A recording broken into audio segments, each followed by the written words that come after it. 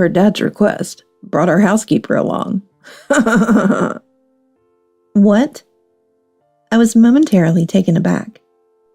Robert, in front of his father-in-law Daniel, arrogantly referred to me as the housekeeper.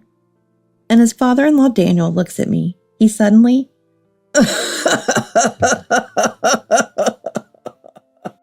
burst out laughing. What's the matter? I ask, and Daniel, trying to contain his laughter, says, Well, it's just hearing you were Robert's fiancé. I imagine someone, well, this is a face of poverty. Would love to see your parents' faces. Feeling humiliated, I teared up and ran away from there. Luckily, there was a guest bathroom in the party room. I hid there and called my dad. After I explained the situation, Dad came right away. Hello, the housekeeper's dad here. Oh, you are... Upon realizing who my dad was, Daniel and Robert began to panic. And they would soon face retribution from Dad and another helper who showed up later. My name is Sarah, and I work as a salesperson in a department store. At 40, I'm still single, but currently I'm dating someone. His name is Robert, 5 years my junior at 35. Dating the son of the owner of a music store that has a shop in the department store where I work does attract attention. That's why I kept my relationship with Robert a secret at work to avoid awkward situations. Our communication is mainly through messages.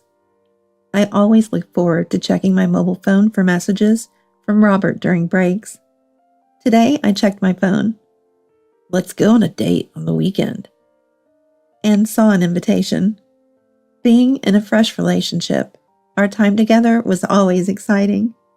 Robert's house has a $1 million piano, as expected from someone who runs a music store. Robert has been learning piano since he was a child. I want you to see our piano at home. Then I'll play something for you. That sounds wonderful. I'd love to hear you play. Robert is a really well-mannered, calm person. I enjoyed my time with him. Considering our ages, of course, marriage is on the horizon. That's when I received a date invitation from Robert.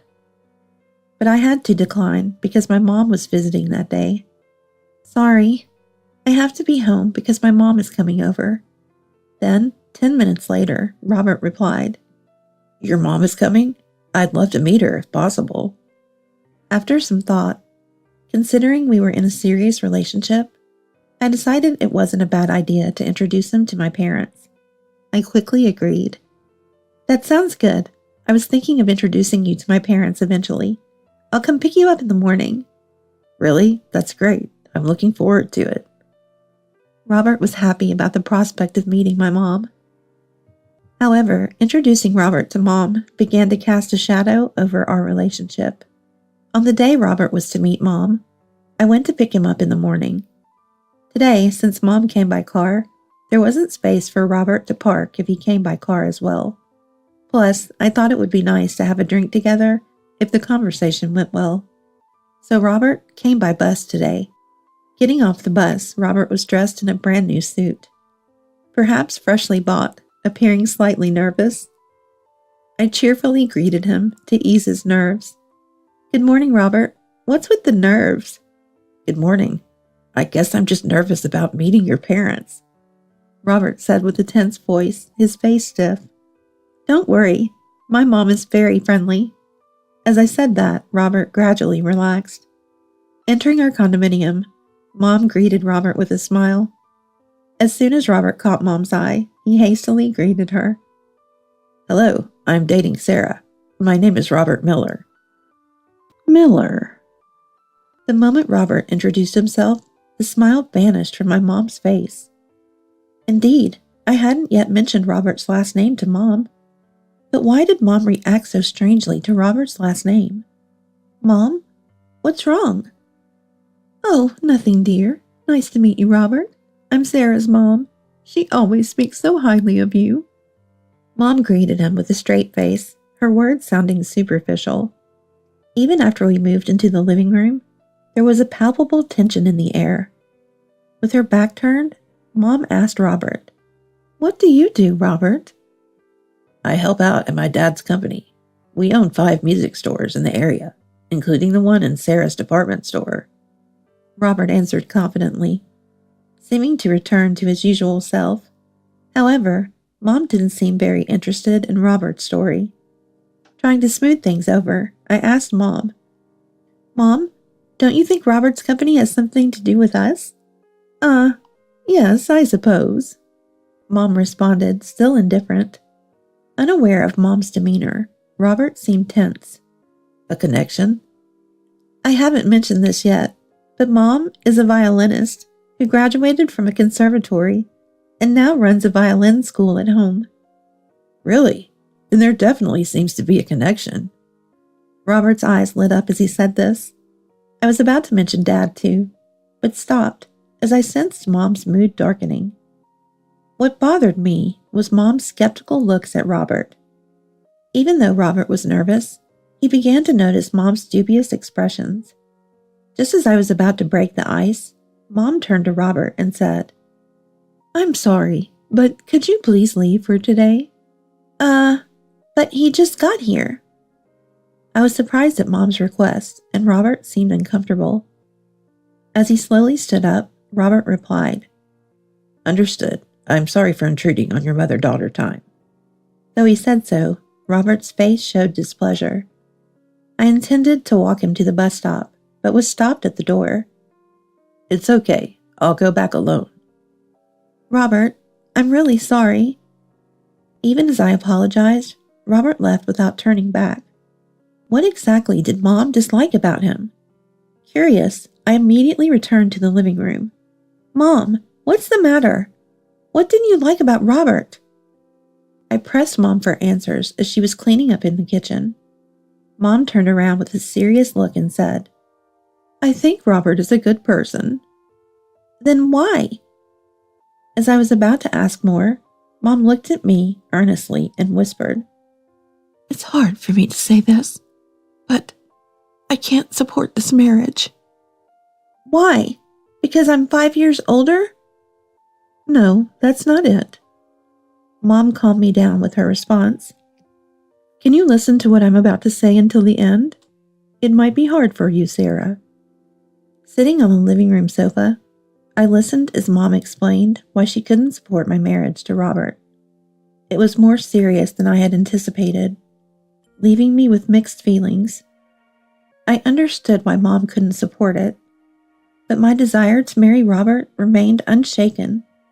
"I understand how you feel, Mom, but I don't dislike Robert himself. It's not his fault. I want to see for myself."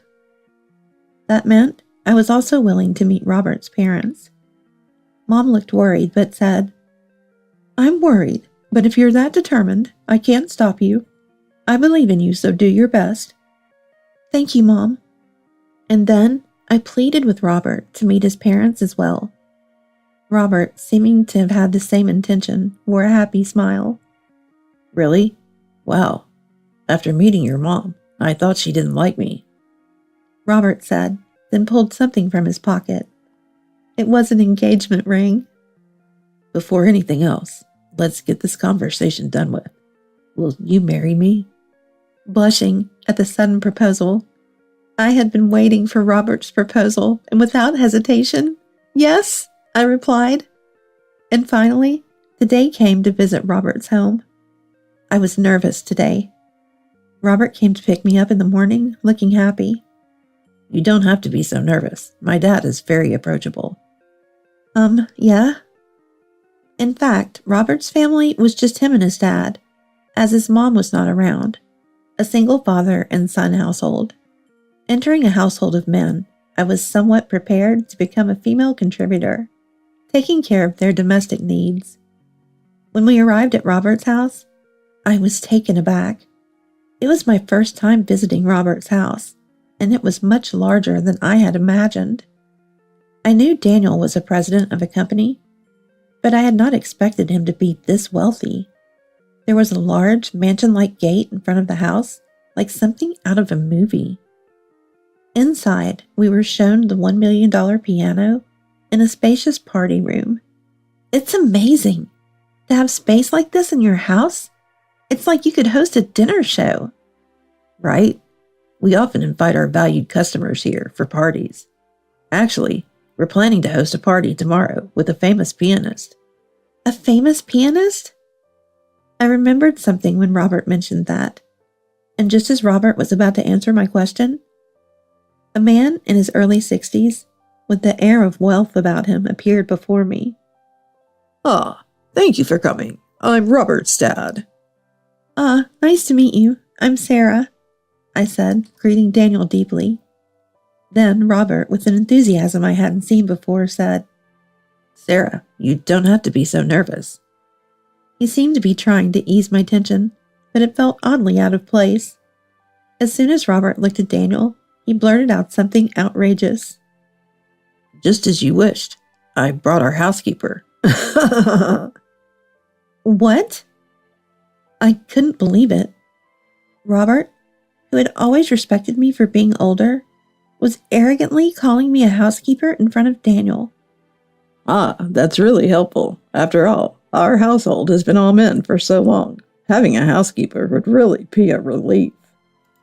Daniel joined in, looking intently at my face. Then suddenly,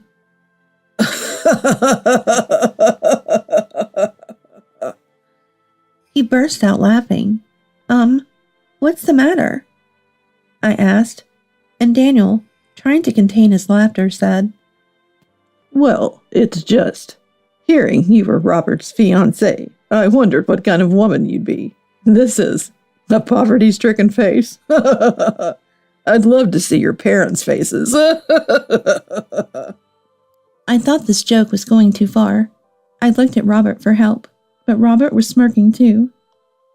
Well, Dad, a woman isn't all about her face. Plus, if she's a housekeeper, it's better to have someone who's a bit older than me who can work hard. Oh, by the way, wasn't Sarah's mom beautiful? Maybe she takes after her dad. What's that supposed to mean? Are you making fun of my face too, Robert? I was shocked by the unexpected turn of events. The kind Robert I knew, it was hard to believe he could change so much at home. As I glared at Robert, offended, Daniel asked me, Oh, your mom is beautiful, is she? I'm looking forward to meeting her. By the way, what does your dad do for a living? Come to think of it, I haven't asked yet. Daniel and Robert looked down on me with disdain. I didn't want to talk about my dad to such people. My dad is, well, he's always flying around for work, very busy. As I declared this, Robert smirked and retorted, Really? So your mom teaches some instrument and your dad travels around for work? Sounds like a busy, poor family. So, a dual income couple? So busy they hardly have time off together. Must be pretty poor. Finally, this father and son duo had started looking down, not just on me, but on my entire family. I ran away from there, tears welling up in my eyes. Luckily, there was a women's restroom in the party room. I hid there and called my dad. Knowing he was nearby due to his work. Dad? Hey, Sarah, what's up? Calling in the middle of the day? Dad answered the phone cheerfully. His voice bright despite his busy schedule flying around the world for work. Hearing Dad's voice after so long, I couldn't stop my tears. Dad, Hearing my tearful voice, Dad spoke kindly. It sounds like something tough happened. Take your time and tell me about it. I was so grateful for Dad's kindness. I told him everything that had just happened. I don't care what they say about me, but to speak so terribly about my family, I was so upset. After I finished, Dad said in a serious tone, I see. Stay right there. I'm on my way to you. What about your work? My daughter's trouble is more important. Work can always be paused. Don't worry. Knowing Dad was coming made me feel relieved. Thank you, Dad. You know how to get to the Millers, right? Of course. Dad said, and then hung up. I wiped away my tears and returned to where Robert and Daniel were chatting casually. Look who's back, Sarah. Thought you'd left. Too bad. Since Robert's dad wanted to see my parents so badly, I've called my dad over, as you wished. At my words, Daniel sneered. Calling him over in broad daylight. He must really be free. A dull dad like Sarah, huh? This will be interesting. Daniel and Robert mocked, as if laughing at me. But I was no longer afraid of their taunts. Seeing Dad would surely shock Daniel. About 10 minutes later, Dad arrived. The doorbell rang, and Robert went to answer the door. After greeting Dad, Robert came back looking stunned. That guy is Sarah's dad. He's super rich. I looked towards the entrance where Dad was. Indeed, he was dressed in a fancy formal suit, probably for a rehearsal tomorrow. However, Daniel, disbelieving Robert's words, retorted, What are you surprised about, Robert? A dad coming to his daughter's fiance's house will try to look good. He must have borrowed that suit from somewhere. What are you talking about, Dad? He came in a luxury car that's hard to get. No one just lends those. Daniel grimaced and looked skeptical at Robert's words. Then Dad appeared and greeted Daniel. Hello, the housekeeper's dad here. Seeing Dad, Daniel dropped his wine glass to the floor in shock. You are. Daniel stared at Dad, astonished. Dad looked around the house. Oh my. Such a large house, and not a single servant. So you wanted Sarah, Robert's fiance, to be your housekeeper? No, that's not. Absolutely not. Daniel denied it hastily, waving his hands. Dad, observing Daniel's panicked reaction, said, Oh, was the story I heard from Sarah over the phone a misunderstanding? Something about Sarah having a poor face resembling me, her dad?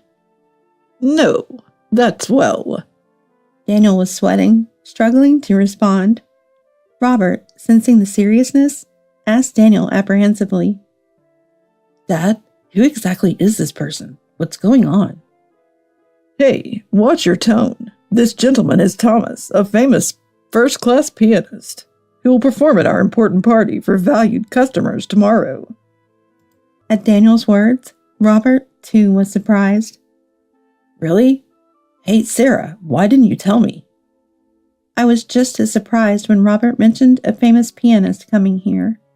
I knew Dad was going to perform at a party tomorrow, but I had no idea it was at this house. Robert shook his head vigorously in response to my answer. That's not it. I'm asking why you kept it a secret that your dad is Thomas. Well, Robert, you always talk about yourself. I never got the chance to mention my own story. Thinking about it, Robert always did seem to boast about himself. Whenever I tried to share something, he would quickly turn the conversation back to himself. Besides, after the way you insulted me earlier, I was even less inclined to talk about my dad. All you do is blame others for your problems. Robert was angry, putting the blame on others. Daniel, too, snapped at me. Sarah, even if you are a famous pianist's daughter, isn't it common sense to mention your parents' professions before visiting your fiancé's home? Thinking about it, he might have a point. I was at a loss for words. Then, as if to rescue me, Dad intervened.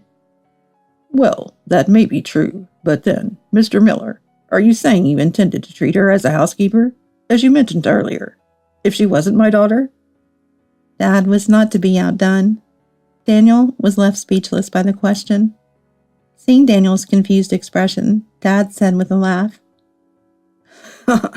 Well, no matter the intention, it's clear that after marriage, the household chores would inevitably fall on her. And what do you mean by that? Dad looked around at the house and said, Rumor has it that no housekeeper stays here long. They leave because the master is difficult to please, and the son tries to woo the young housekeepers. Indeed, the mansion was large, but not a single servant or housekeeper was in sight. The party room had been cleaned, probably in preparation for tomorrow, but the rest of the house was noticeably dirty. I looked at Robert, trying to confirm his feelings once more. Robert, did you really decide to marry me with the intention of making me a housekeeper? I truly loved you. Robert just looked down, silent, then muttered after a while. I had no choice. No choice? So any housekeeper would have done? Not just me? Robert wouldn't meet my eyes.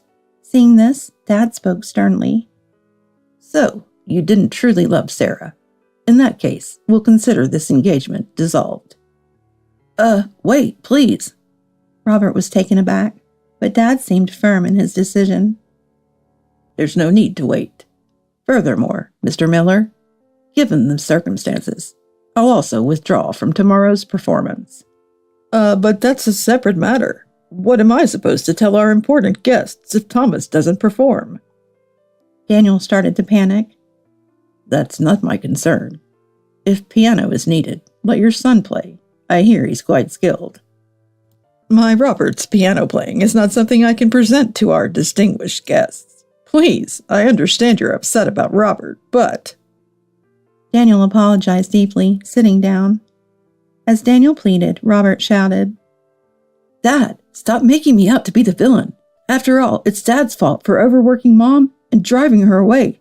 And then, for giving the housekeepers impossible tasks and driving them away too.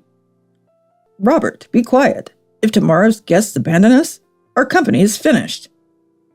As the father and son argued, a loud bang came from the back. Robert is right, Daniel. You're the worst for making your wife Linda suffer. Emerging from the shadows was none other than Mom. Oh, you were here. I rushed over after you called. It was easy to sneak in without a gatekeeper. So Dad had immediately contacted Mom after my call. Their teamwork was impressive. Mom glared at Daniel, who looked startled by her gaze. Ah, you are. If you remember, good Daniel, you overworked my best friend Linda to the brink, then tried to discard her. I knew from Mom that Linda, who had been mistreated and driven away by Daniel, was her college friend. That's why Mom opposed my marriage to Robert. Mom glared at Daniel fiercely. After Daniel drove her away, Linda came to me. She joined the same orchestra and continued playing the violin. She was the top of her class in college. Now she works as an instructor at my violin school. Linda is doing that? Daniel hasn't changed a bit. He treated Linda like a servant because she looked plain, never recognizing her true worth. Struggling for an excuse, Daniel said, I knew Linda was a conservatory graduate, but once we were married, I expected her to follow our ways. I was astounded by Daniel's pathetic excuse. Their way had left the house without a single domestic helper. No wonder any wife would want to leave such a household, especially when the head of a music store wasted a talented violinist's potential. Really, what does the Miller family think a wife is? Let me tell you. Sarah might not have pursued music, but she chose her path independently, always exploring her potential without needing to follow in our footsteps. Mom's plea was met with Dad's approving nod. I was touched to see my parents understood me. I felt lonely with both parents touring for music. As a student, I declared, I don't want to be like them. But that was just my rebellion. Yet they always believed in and watched over me. Realizing their feelings anew, I couldn't stop crying. Daniel had no comeback for Mom's words.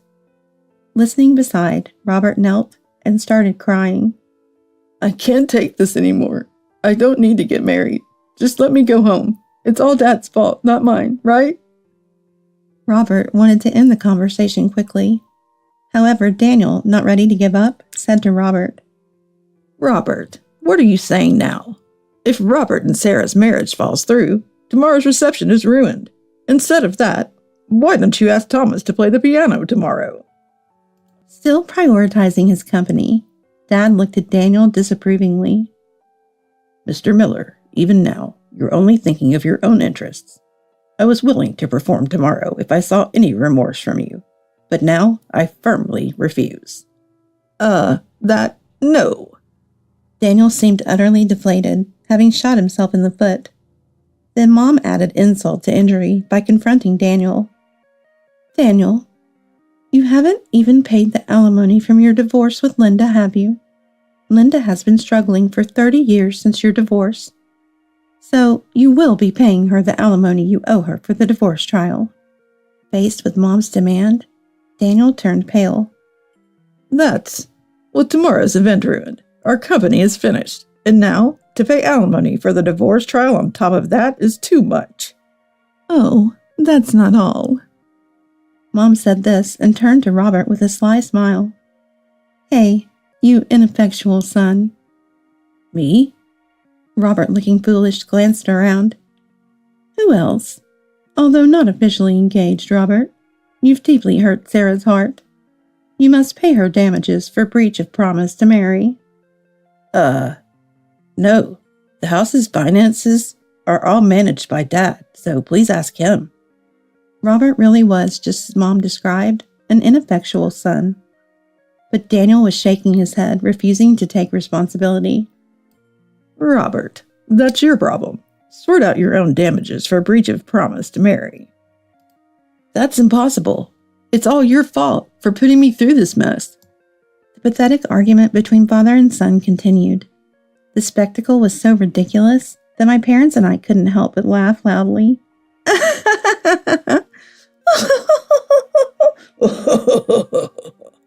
It was a relief to have seen the true colors of this family before marrying into it.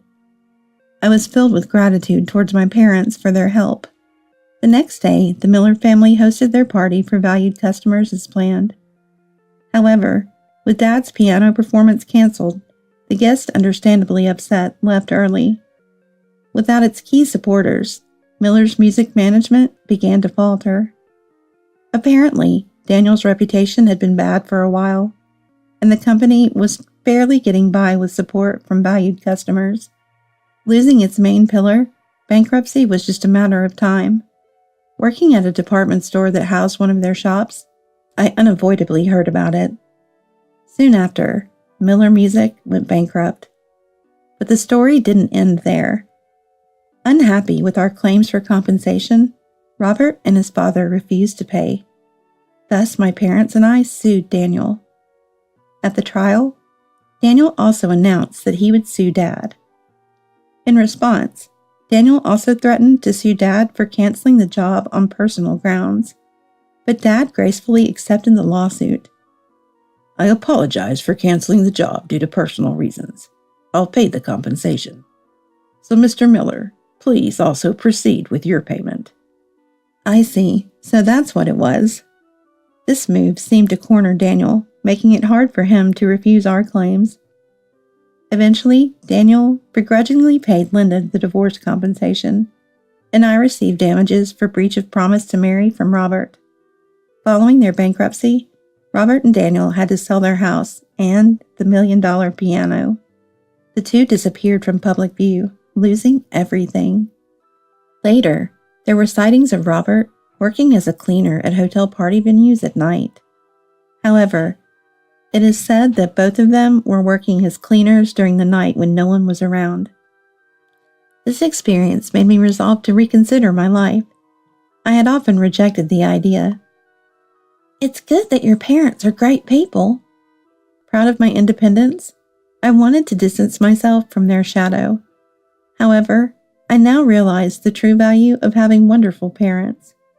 I decided to attend Dad's concerts, something I had never done before. Today was Dad's birthday concert. Mom and I were there to enjoy Dad's performance. Hearing Dad's piano live for the first time in years warmed my heart. I felt incredibly lucky to have such a wonderful dad. Mom, too, seemed to enjoy the music. A moment of peaceful contentment. I was thankful to be born to these parents, and vowed to do my best to show my gratitude from now on.